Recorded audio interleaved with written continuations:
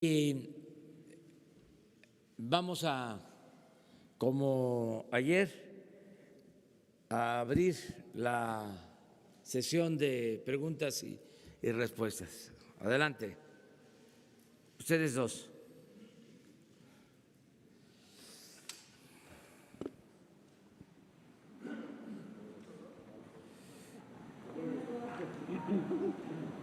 Adelante. Buenos días, presidente. Yo quisiera preguntarle, la SST decidió reservar durante 5 años los audios de la última comunicación que tuvo el piloto del helicóptero en el que viajaba la gobernadora de Puebla. Saber si usted está de acuerdo con esta restricción para no hacer pública esta información o pediría a la SST que, abonando a la transparencia, diera a conocer estos audios. No tenía yo conocimiento de lo que me está preguntando, pero mi recomendación es de que haya transparencia completa. Yo voy a pedirle al secretario de Comunicaciones que revise este asunto. A lo mejor es alguna norma, pero es más importante la transparencia, que no haya ningún motivo a suspicacias. El que nada debe, nada teme. También decirles, ya que estamos en este terreno, decirles que instruí para que bajaran un video que se hizo donde aparece Morena, un video que se utilizó para dar a conocer el plan de turismo. Eso no corresponde a un gobierno democrático. Nada más le da elementos a nuestros adversarios para decir, ya ven, son lo mismo, ¿no? Son iguales. Es un partido de Estado, es un gobierno que apoya a un partido. No, no somos iguales.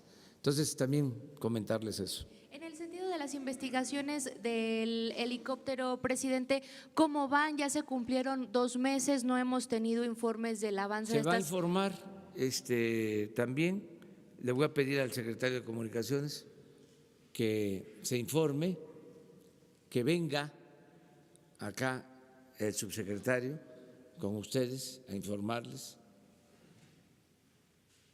Es nuestra obligación, pero además están muy sensibles nuestros adversarios, los conservadores. Entonces, todo lo que pidan se les concede. ¿Consideraba el presidente del PAN que esta restricción que ayer significaba? Ni sabía yo de quién era, de parte de quién. Ya pero son muy obvios. Entonces, no hay ningún problema en ese sentido. Transparencia completa. Presidente, buenos días. ¿No son irresponsables estas declaraciones del presidente del PAN decir que fue un acto quizá provocado este accidente? No, ellos están, lo dije ayer, en una situación de desesperación y no están midiendo sus palabras, pero también son libres, ¿eh? Así es la democracia. Aquí lo importante es que, como nunca en la historia de México, y lo puedo probar científicamente, como nunca hay conciencia ciudadana. nuestro pueblo está más politizado que nunca. Es un pueblo muy inteligente, muy avispado,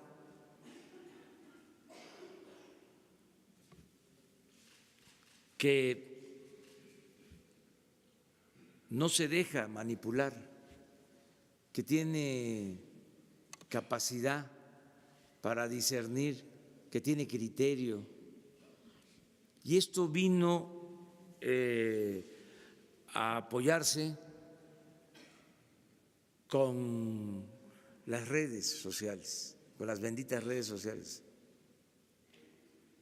Ya venía un proceso de cambio de mentalidad, que son lentos. Yo siempre hablo de eso. No es fácil cambiar la mentalidad de un pueblo, de una colectividad. Pero cuando eso se logra todo. Cuando cambia la mentalidad del pueblo, esa es la verdadera transformación. Entonces ya venía eso, pero había limitaciones. Por ejemplo, se tenía mucho control de la información, habían cercos informativos. Por cuestiones políticas y también por falta de cobertura, porque hay veces que se piensa que una noticia que se transmite en un medio la reciben todos los ciudadanos del país, o una noticia que se repite en varios medios llega a todos los ciudadanos del país, y no es cierto. Una noticia, por más atractiva que sea, hasta escandalosa, transmitida por todos los medios, prensa escrita, radio, televisión, redes sociales, puede llegar al 50% de los mexicanos. Entonces, si a eso se le agrega de que había un control casi absoluto de los medios, con honrosas excepciones, para que nadie se vaya a sentir, pues eso impedía que la gente tomara conciencia, aunque la verdad siempre se abre paso y llega hasta el último rincón. Pero en eso estábamos cuando aparecen, irrumpen las redes sociales. Y no quiere decir pues que sea total, porque seguimos teniendo limitantes.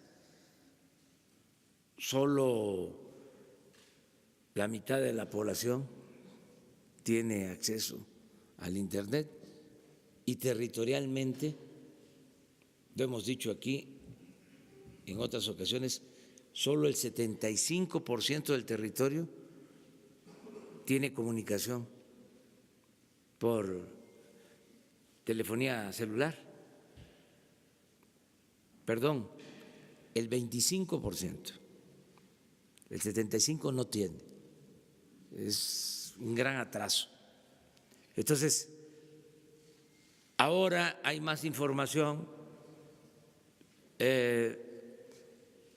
no hace falta estar aclarando mucho, porque la misma gente aclara en las redes. Es tan avanzado el sistema de comunicación actual que ya no hace falta mandar una réplica a un periódico. Ya desde aquí yo puedo decir si hay algo, ¿no?, que deba contestar, aquí ejerzo mi derecho de réplica. Antes había que mandar la carta y a lo mejor no la publicaban, o si la publicaban, la aclaración lo hacían una semana, 10 días, 15 días después de que habían publicado la nota difamatoria, y la réplica, la carta aclaratoria, la publicaban en la página 29 de la sección C. Muy bien, pero… Presidente, y nada más, si me permite, dos temas más. Se concedió un amparo para las estancias infantiles, a ver si el gobierno ya recibió la notificación, en qué términos y cómo lo van a acatar. Y en el tema de la CRE, ayer se reunió con el presidente de la CRE, ¿qué fue lo que conversaron y si es correcto o no que le puso la renuncia sobre la mesa? Gracias. Bueno, sobre este amparo hay que ver en qué términos. No creo que un juez ampare una irregularidad. Suele pasar, pero vamos a ver en qué términos. No, que yo sepa, pero vamos a cumplir con lo que nos pidan las autoridades judiciales. El caso de las estancias infantiles, como se les va a dar a conocer, ya se ha informado, pero lo vamos a hacer con precisión, porque como se politizó, como lo tomó de bandera un partido, pues vale la pena aclararlo bien. Yo les comentaba que en un informe que dio a conocer el DIF de la pasada administración, en el informe, que yo no sé si se los entregaron, pues hoy se los entregamos, en el informe del DIF, de 10 estancias infantiles, 7 irregulares. Y lo recuerdo porque ponen colores: rojo, amarillo, verde. Y de las 10, 3 con verde, 4 con amarillo y 3 con rojo. ¿Esto qué significa? Pues que no cumplían con la normatividad,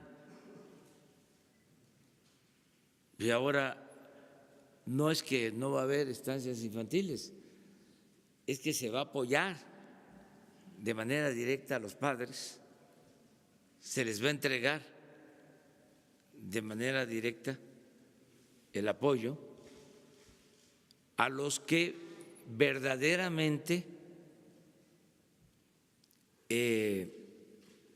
existen, porque nos encontramos en todo el gobierno, ya lo hemos hablado en otras ocasiones, censos fantasmas en lo que se llamaba Prospera. Eran listados de personas que no existían y se pagaba una beca o un apoyo. Pues ¿qué hacían? Falsificaban firmas y se robaban el dinero. O se establecía de que debían recibir 1,000 pesos y les daban 250. Pero tenemos todas las pruebas. Por eso fue la decisión, ni un centavo a intermediarios, ni a organizaciones sociales, ni a organizaciones filantrópicas, ni a organizaciones de la llamada sociedad civil. Esto que se vio aquí se ventiló, algunos de ustedes dio a conocer de cuánto entregaba el gobierno a las organizaciones civiles. Eso ya no se termina. Claro que les molesta mucho, pero ¿qué hacemos? Era mucho dinero el que se fugaba de esa forma. Vamos a seguir. Estuve con el presidente de la CRE. El antecedente es de que él solicitó una audiencia, se le concedió, lo vi ayer, lo que le expresé es de que nosotros no perseguimos a nadie, que no somos vengativos, que no vamos a utilizar el poder para cometer injusticias, que no vamos a llevar a cabo ningún acto arbitrario. Pero al mismo tiempo le dije de que tampoco podemos encubrir. Yo hablo de complicidad, pero ya un abogado me aclaró que la palabra adecuada, el término adecuado, el concepto que debo usar es encubrimiento, que no debo de encubrir a nadie, no es ser cómplice, lo que procede es decir, no puedo encubrir a nadie. Y yo les dije a ustedes que hay un criterio que aplico desde hace mucho tiempo. Si alguien me presenta a mí una denuncia por un presunto acto de corrupción, yo tengo que decirle a quien me está presentando la denuncia, para no convertirme en encubridor, en que proceda legalmente y que presente la denuncia ante la autoridad que corresponde. Porque si yo me quedo callado o le digo, no conviene, no te metas, incluso si lo omito, me estoy convirtiendo en encubridor y pierdo autoridad. Porque se empieza a perder autoridad con los mismos servidores públicos que dependen de uno. Al momento de que un servidor público va y lleva un expediente y yo me quedo callado o le digo, espérate, esto no conviene, pues entonces el servidor público dice, pues resulta que no es honesto, resulta de que hay sus excepciones, o sea que se mide con distintas varas y ya no hay autoridad. Entonces, lo que le dije ayer fue eso. Hay denuncias por presunto delito de conflicto de intereses. Las denuncias van a seguir su curso, pero eso no significa que haya persecución y mucho menos que ya como si fuese un juicio sumario ya se le condene de que él es responsable. En un Estado de Derecho el ciudadano tiene toda la posibilidad de defenderse y no solo es un asunto jurídico, es un asunto también de la dignidad de las personas. Entonces, eso lo tenemos que garantizar.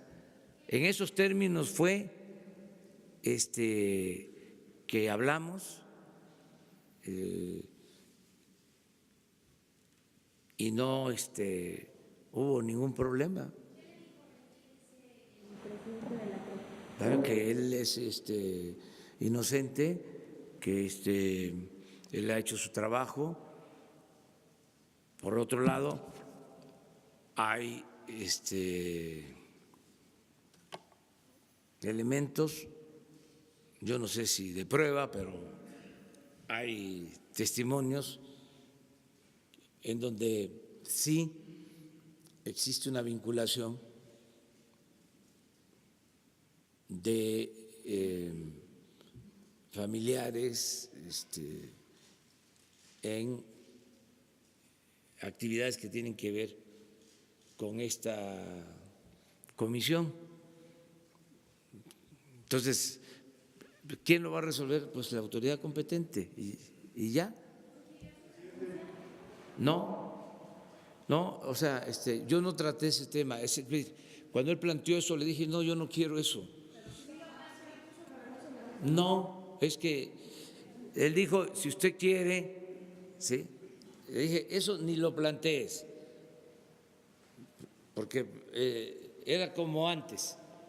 A ver, aquí tengo tu expediente y fírmale. ¿Cómo era antes? No somos lo mismo. No, él en el plan de que ya consideraba que podía dedicarse a otras cosas, a la academia, sí. Le digo, no, pero yo no te estoy planteando lo de la renuncia, porque si no, imagínense cómo quedo. Es lo mismo, o sea, yo tengo que cuidar todo eso. ¿Saben qué hacían antes? Presidente, él a usted sí le planteó la en el renuncia. autoritarismo, ¿sí? Decía, mira, jalaban de un cajón el expediente, fírmale. No somos iguales, yo no puedo hacer eso. O sea, ni en público ni en privado, yo soy un hombre con principios. Y la honestidad es lo que estimo más importante en mi vida. Entonces, cuando él me plantea esa, digo, no, esa es una decisión tuya, libre. Yo no voy, ¿sí?, a estar planteándote estas cosas. O sea, ¿cómo? A veces no se entienden, pero así son. Ustedes tres, para irnos, quedamos en el centro, ¿no? Presidente, buenos días. Marco Antonio Olvera, corresponsal de Radio Latino, California. Dos temas. Un tema, a partir del 1 de diciembre, usted se planteó con el gobierno que encabeza ahorrar entre 500 y 900 mil millones de pesos, que esa cantidad iba a ser aplicada a los grupos más vulnerables y desatendidos que de décadas han sido olvidados. ¿Cómo va a incorporar el ahorro de las cooperativas? Porque desde 1938 hasta el 94 se convirtieron en un ente productor y de ahorro para las familias mexicanas. ¿Usted apoyaría a las entes de cooperativas y si se van a convertir en una punta de lanza para el desarrollo estabilizador de las familias trabajadoras de este país? Pues yo estoy a favor del corporativismo, es una actividad económica que, si mal no recuerdo, se inicia en Inglaterra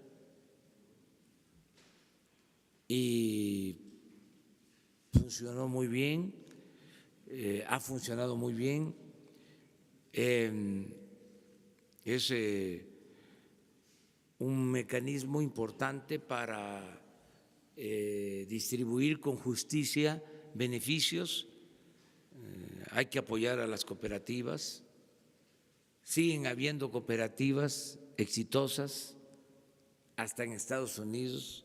Tenemos relación con una cooperativa que produce leche en Estados Unidos y es la sexta productora de leche en Estados Unidos como cooperativa. Aquí tenemos relación muy buena con la cooperativa Pascual y desde luego estamos en comunicación y apoyando a cooperativistas pesqueros. Y como todo, hay buenas cooperativas y hay cooperativas que requieren de una revisión. Por ejemplo, eran muy exitosas las cooperativas escolares y ahora hay que revisarlas. También respetando la autonomía de las escuelas. Pero este es un tema, ¿no?, que en su momento habrá que atender, cómo funcionan las cooperativas, sobre todo qué venden las cooperativas, si son productos nutritivos, si no son productos chatarra. Son temas, pero nosotros sí apoyamos al cooperativismo. La segunda pregunta, ¿cuál es la directriz que tendrá el Servicio Exterior mexicano? Porque yo tengo tres ejemplos. El consulado de North Carolina de México, el consulado de Nueva York y en Los Ángeles, muchos de esos funcionarios del Servicio Exterior mexicano desatienden mucho a los mexicanos que están en el exterior. ProMéxico gastaba entre 18,000 y 23,000 millones de dólares anuales para darse una vida de jeques gracias a las costillas del país.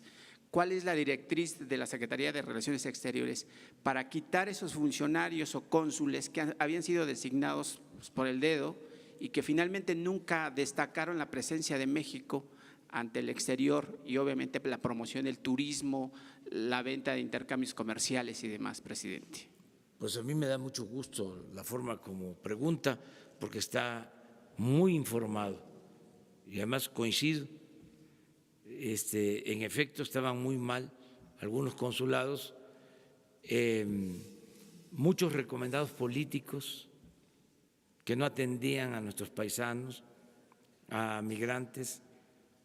Mañana viene a informarles, porque lo acordamos, el secretario de Relaciones Exteriores, Marcelo Ebrard, sobre la política de nuestro país, del gobierno, para apoyar a nuestros paisanos migrantes, los que por necesidad viven y trabajan en Estados Unidos, que son 24 millones de mexicanos. Entonces mañana Marcelo les va a exponer y va a contestar tu pregunta. Y una última pregunta, ¿qué reflexión le merece el hecho de que la zona del Bajío vaya a crear su propio ProMéxico luego de que se les cortó la llave para que ya no sigan gastándose la lana estos Están señores? en su derecho de hacerlo, pero no creo que sea realista, porque se mantenían oficinas muy costosas y lo mismo puro recomendado, puro junior, que se iban al extranjero a vivir a costillas del erario, puro fifí, con todo respeto, y supuestamente a promover a México. 60 oficinas de ProMéxico. Todos esto no les ha gustado, pero ¿qué hacemos? Ahora van a ser las embajadas, los consulados, los que tienen que hacer la promoción, y la verdad que la mejor promoción es que haya seguridad en el país, que México se conozca en el extranjero por su desarrollo con bienestar, su paz social, la seriedad de su gobierno. Eso es lo más importante para la promoción turística y eso es lo que se está haciendo ahora. Y no se puede ocultar el sol con un dedo. O sea, ¿cómo se va a promover el turismo si no tenemos paz y tranquilidad en el país? Entonces, pues, tenemos que cambiar eso y que ya no haya corrupción como la que existía, ¿sí? Se dedicaban a saquear, todo era puro negocio. Ahora ni siquiera se atreven, porque en una de estas, como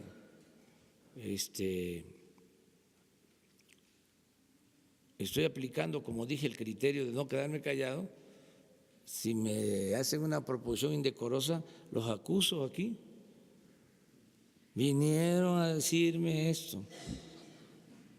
Entonces, ya nadie hace esas proposiciones, ya es otra cosa, y es todos aportarnos bien. Y van a ver cómo va a lograrse el renacimiento del país.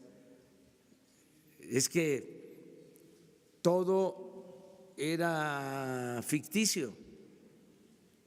Por eso, con todo respeto a los analistas, a los expertos, pues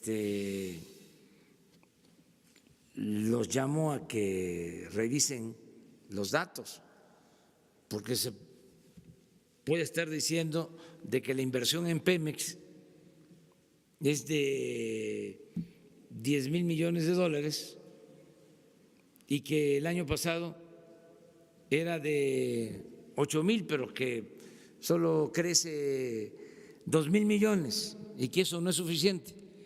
Sí, nada más que los 8,000 del año pasado se convertían cuando mucho en 4, porque se clavaban el dinero,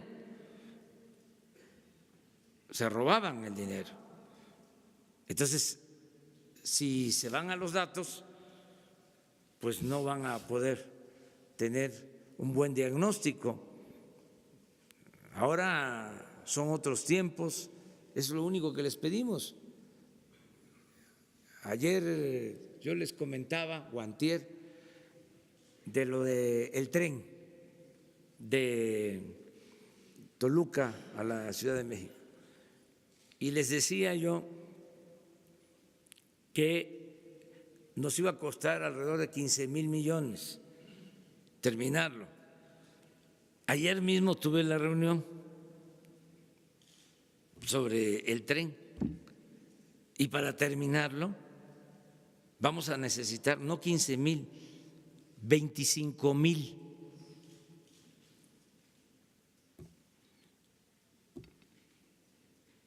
Y bueno, si se proyectó en 20, 30,000 millones y va a costar al final 70,000, Pero ¿qué sentido tiene una inversión así?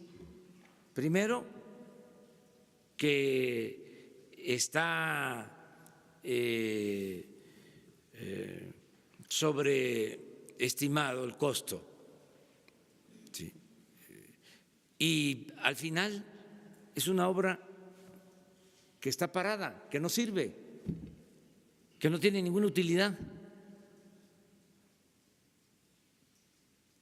Entonces, yo tengo mucha confianza que sin corrupción va a salir el país adelante. Ayer que me preguntaste de lo del camino de Sonora, hablé después con el ingeniero Cedri y ya me aseguró que hasta Santana termina en abril y a Nogales en mayo. Por ejemplo, estamos en eso, dándole seguimiento a todas las obras. Buenos días, presidente de aquí de La Silla Rota. Me gustaría su opinión sobre el video de la detención del Bester Gordillo a 6 años del operativo en Toluca que fue publicado ayer justamente por La Silla Rota. Y bueno, ahorita le voy a hacer más preguntas. No lo vi, pero a ver, ¿en qué consiste? Son 20 minutos en donde justamente antes de que ella pudiera, bueno, el avión donde ella iba pudiera despegar, llegan unos agentes, la detienen, le leen sus derechos, ella se muestra pues un poco nerviosa al principio, después dice que está tranquila, son 20 minutos antes de que pudiera despegar y bueno, prácticamente es algo resumido, pero bueno, es la primera vez que se ve en estos 6 años cómo fue el operativo de su detención. Sí. Pues no había visto el video, pero nosotros todo aquello que podamos hacerlo, que nos permita la ley, se va a transparentar. Ayer firmé ya el decreto para revisar los archivos del CISEN y de la Policía Federal de Seguridad en Lecumberri. Lo que era Lecumberri, que es el Archivo General de la Nación. Ya se va a poder revisar. Firmé ayer el acuerdo, ya seguramente la semana próxima ya van a poder asistir. Necesitamos ahí convocar a becarios, a jóvenes construyendo el futuro que quieran aprender para el manejo de archivos, porque se requiere de personal. El archivo fue creciendo y no hay el personal suficiente. Entonces queremos que sean jóvenes que están estudiando para este propósito y que vayan a formarse, que vayan a capacitarse. Pero todo va a ser transparente. Y la segunda pregunta, ¿cómo vislumbra el magisterio en la 4T? ¿Cómo lo ve actualmente? Muy bien, los maestros y todos los trabajadores en general, desde luego, pues protestan y tienen todo su derecho. Habían demandas incumplidas. En el caso, por ejemplo, de Chiapas, se les dejó de pagar a los maestros durante un tiempo. Esa es una inconformidad que tienen. Tenemos que buscar la manera de resolverles este problema, desde luego con la comprensión de que lo vamos a ir haciendo poco a poco, pero con la seguridad también de que se les van a cumplir sus demandas. Han revisado la iniciativa de reforma para cancelar la mal llamada reforma educativa, tienen toda la libertad para hacerlo. Estamos buscando también que sean atendidos los trabajadores y sean atendidos también los empresarios, los patrones, que haya conciliación, porque hay negociaciones salariales que se están llevando a cabo, como sucede siempre, y queremos garantizar un ambiente de libertades y de conciliación, no imponer nada, sino actuar como jueces rectos y dar la razón a quien la tiene. ¿Qué está sucediendo? Pues que se triunfó y en el caso de los trabajadores, aclarándolo, con el apoyo de los empresarios, se logró un aumento al salario mínimo del 16%, que nunca se había dado en el periodo neoliberal, en 36 años. Hubieron años del periodo neoliberal en que el aumento al salario mínimo se dio por abajo de la inflación, una gran injusticia. Entonces, de repente, aumenta 16% el salario mínimo y entonces en los acuerdos o contratos con las empresas, pues muchos trabajadores dicen queremos aumentos de esa magnitud. Claro que hay que mejorar los salarios, pero hay que ver también las condiciones económicas de las empresas para mantener los centros de trabajo. O sea, y como lo he dicho siempre, no pensar que de un día para otro, de la noche a la mañana, pues vamos a lograr recuperar todo lo que se perdió en el periodo neoliberal, porque se perdió mucho del poder adquisitivo del salario. Se perdieron como el 75% del poder de compra del salario, básicamente el salario mínimo. Entonces, es un proceso, o sea, que nunca más los aumentos salariales, eso sí, se tiene que garantizar por ley, por justicia, se den abajo de la inflación, como llegó a suceder en el periodo neoliberal. Entonces, en esa negociación de salario, allá estamos ayudando en un afán de conciliación, de que se llegue a acuerdos, es parte de nuestro trabajo. Señor Yerram, nada más por último, ¿considera inminente el regreso del Bester Gordillo a la política mexicana? No sé, todos los mexicanos somos libres, todos, y a nadie se le va a limitar su derecho de participar. A nadie se le van a limitar sus libertades, pero pues cada quien debe de actuar en función de su responsabilidad social, pero nosotros no vamos a decirle a nadie que no participe o que no ejerza sus libertades. Presidente, buenos días.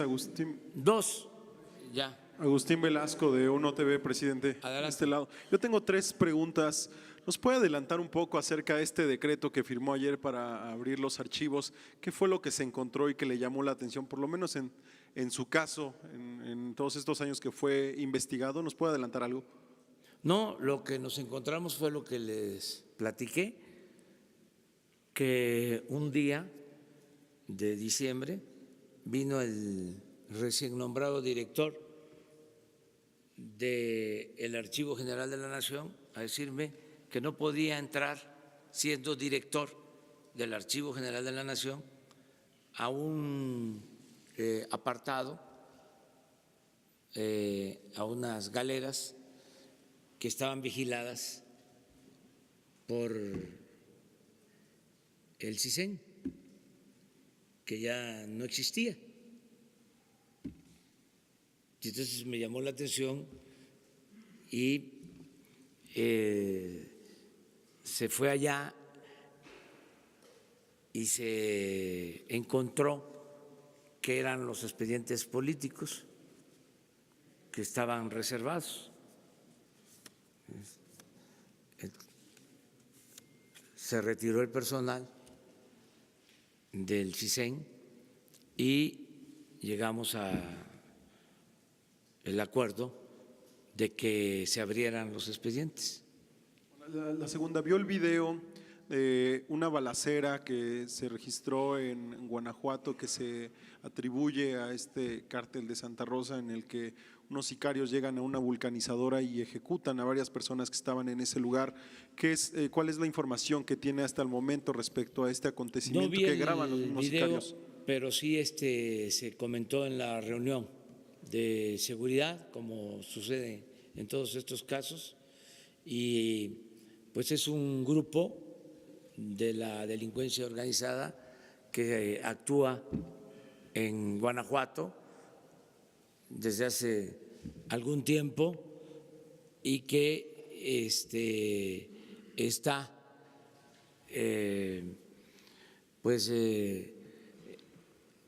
infundiendo y violando la ley, derechos humanos, dañando a las personas, a los ciudadanos, y por eso es que estamos trabajando para que funcione la Guardia Nacional, para que todas estas cosas se puedan evitar, que no sucedan, que no haya violencia. Finalmente, presidente, este plan que tiene para trasladar a los presos de las Islas Marías a otros penales federales, ¿cuál va a ser el proceso que se va a seguir si no está sobre la mesa que algunos presos pudieran ampararse contra esta decisión y esto detenga el plan, si no ya existen algunos amparos al respecto? Gracias.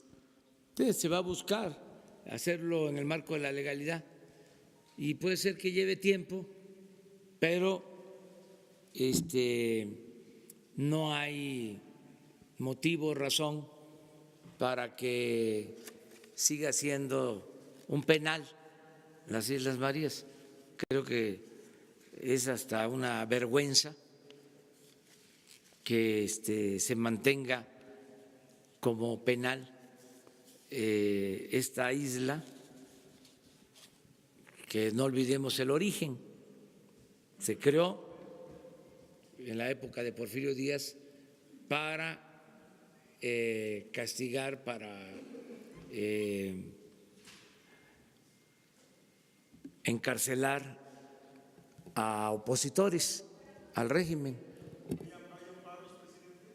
No tengo información sobre eso, no tengo información, pero en el caso que hubiesen, seguimos el procedimiento judicial. Además, el Poder Judicial tiene que procurar que la justicia sea expedita, es decir, que se resuelva pronto. Si hay alguna inconformidad, algún recurso, algún amparo, que pronto se determine y ya saber sobre este asunto. Vamos a encontrar muchos obstáculos, pero afortunadamente estamos entrenados para eso. Nos pasamos como 40 años corriendo en la carrera de obstáculos. Somos ya veteranos en eso, de cómo brincar obstáculos. Es interesante, va uno corriendo y pone un obstáculo, hay que brincarlo, y luego otro y hay que brincarlo, y hasta que se llegue a la meta. Y si esto se combina con la perseverancia, pues salen las cosas. Puede ser que se tarde, pero al final se logran los objetivos. Vamos a que las Islas Marías sean un campamento, un centro para el desarrollo de niños, de jóvenes que puedan convivir con la naturaleza y defender la ecología. Uno más y ya. Gracias, señor presidente. Buenos días. Alejandro Olelo, de la red de Grupo Cantón. Presidente, si me permite, a manera de réplica, el día domingo, allá en Quintana Roo, la presidenta municipal de Playa del Carmen dijo que no es cierto que hay un baño de sangre, que hay 76 muertos en lo que va de su administración. Con todo respeto, presidente, le mintió, tenemos documentado que hay esa cantidad de muertos, y también le pide a usted, ella, que hable con los medios de comunicación para que en una especie de censura nos pida que dejemos de publicar información sobre la violencia, en particular ahí, en particular y en todo el país. Aquí le preguntaría qué estaría haciendo usted, presidente, porque quizás estaría yendo en contra de sus principios el pedirle a los medios que dejen de publicar esta información. Y también advertirle un poco que pudiera estar ocurriendo esto en otros estados de la República, que le pidan que censura a los medios. Y preguntarle, presidente, nada más para concluir, ¿cuál será el periodo en que va a abrir los expedientes de la DFS y del CISEN? Porque tengo entendido que hay un reglamento de archivos, que los archivos se quedan cierto periodo en las dependencias y luego ya pasan al Archivo General de la Nación. Sí, acerca del acuerdo, decreto que firmé ayer, viene una reglamentación. Yo creo que lo mejor es darlo a conocer. Lo podemos hacer el viernes, porque mañana es lo de Marcelo Ebrard, y el viernes hablamos sobre el tema. Les adelanto también una cosa que es interesante. No todo lo que se dice ahí es cierto. Acuérdense que eso se manejaba en función de los intereses del Estado. Digo, hablo por otros y también por mí. Entonces, hay muchas cosas que no son ciertas, no porque sea el archivo, ¿sí?, del CISEN o de la Policía Federal de Seguridad, ya todo lo que ahí se especifica es cierto. No, inventaban cosas y fabricaban denuncias para que, sobre todo cuando se trataba de opositores o considerados opositores al Estado, siempre había pues cosas que no son ciertas. Yo cuando vi una parte, pues, no tengo tiempo para estar revisando todo, pero vi una parte y dijo, no, pues esto no es verdad. ¿Sí? Ya cuando tengan acceso, o sea, pídanlo, ahí se les va a entregar. Y lo otro, miren, nosotros no vamos a censurar a nadie, o sea, no hay censura, cero censura, libertad absoluta y con la máxima atribuida al presidente Lerdo de que la prensa se regula con la prensa. Nosotros no vamos a censurar a nadie y vamos a garantizar libertades plenas.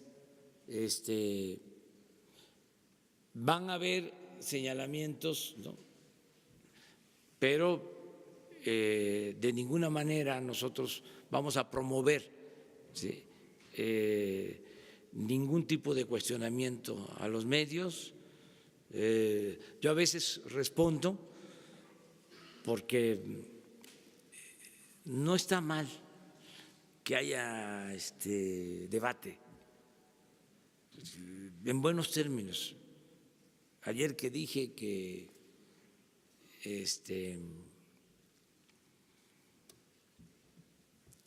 los que se agrupaban, ¿no?, eran ternuritas, ¿sí?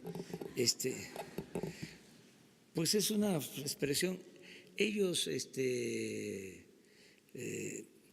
se lanzan fuerte a veces también. Entonces, decirles ternurita no es ningún problema, o sea, cariñito. ¿Y qué le diría a gente de su movimiento como Laura Beristain, que abiertamente le mienten queriendo ocultar una crisis de inseguridad en un municipio, en un destino tan importante para el turismo? Que todo mundo busque la conciliación y el diálogo y que se hable y que si hay debate que sea respetuoso.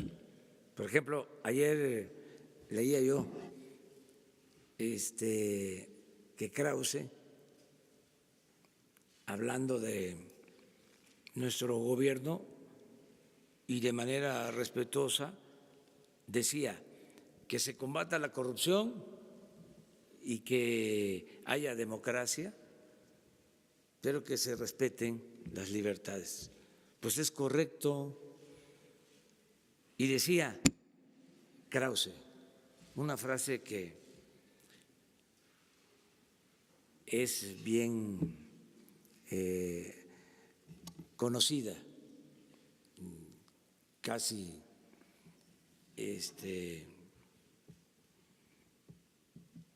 de dominio público, ¿no? Decía, el poder absoluto, ¿sí?, corrompe, el poder corrompe y el poder absoluto corrompe absolutamente. Y es cierto. ¿Sí? Es como un lugar común la frase. Pero hay otra frase que a mí me gusta mucho, que tiene que ver con el poder, o dos que se combinan. Una es, el poder atonta a los inteligentes y a los tontos los vuelve locos. ¿Y cuál es la respuesta a esa frase? Para no volvernos locos, para no levitar, para mantener los pies sobre la tierra. Entender de que el poder solo tiene sentido y se convierte en virtud cuando se pone al servicio de los demás. Esa es la manera, pero este debate es muy bueno, ¿sí? Y de vez en cuando pues se tiene que tener el debate sobre política exterior. Ojalá, ¿sí?, y reviviera sobre la política exterior de México, que la política exterior de México nos ha dado, ¿sí?, un lugar especial en el mundo, porque ha sido una política exterior durante mucho tiempo ejemplar por el derecho de asilo,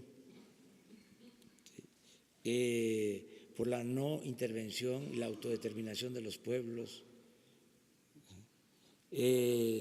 por la solución pacífica a las controversias.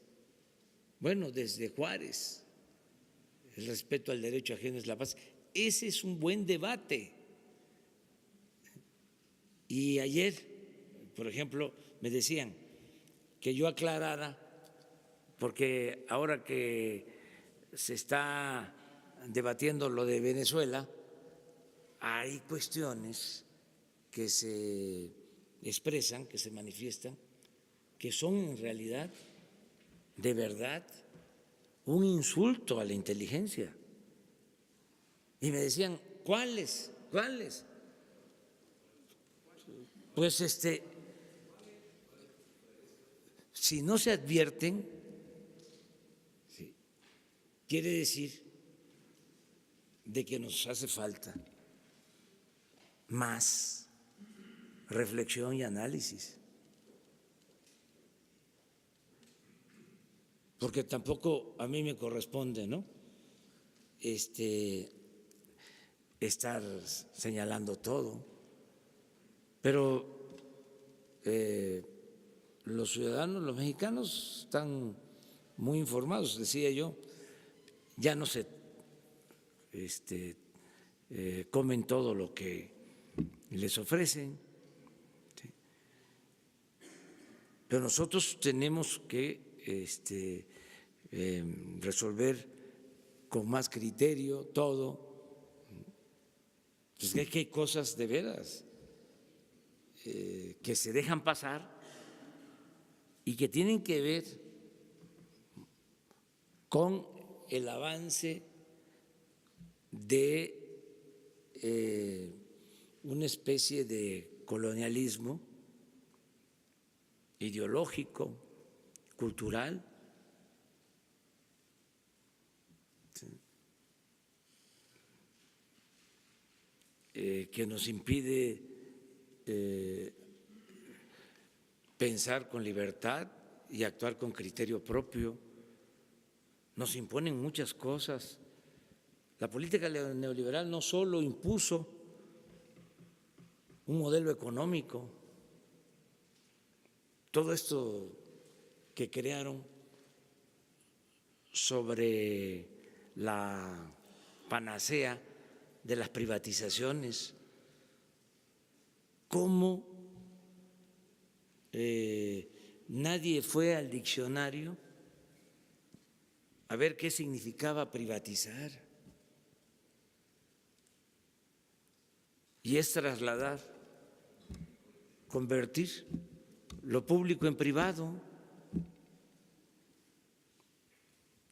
O lo de la educación, la mal llamada reforma educativa, perseguir a los maestros, evaluar a los maestros.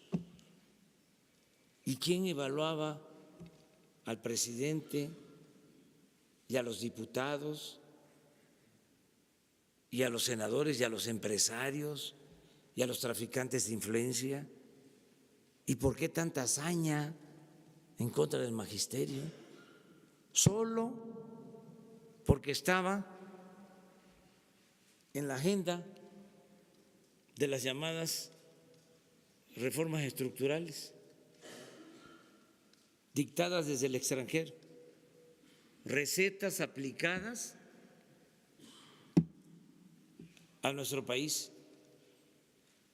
Resultó, yo recuerdo que una vez hubo una de estas reformas y el que estaba en el Fondo Monetario Internacional en ese entonces declaró de que iba muy bien México y que debía que seguir con las reformas. ¿Saben dónde está ese personaje ahora? En la cárcel, en un país. Pero bueno, nos vemos mañana.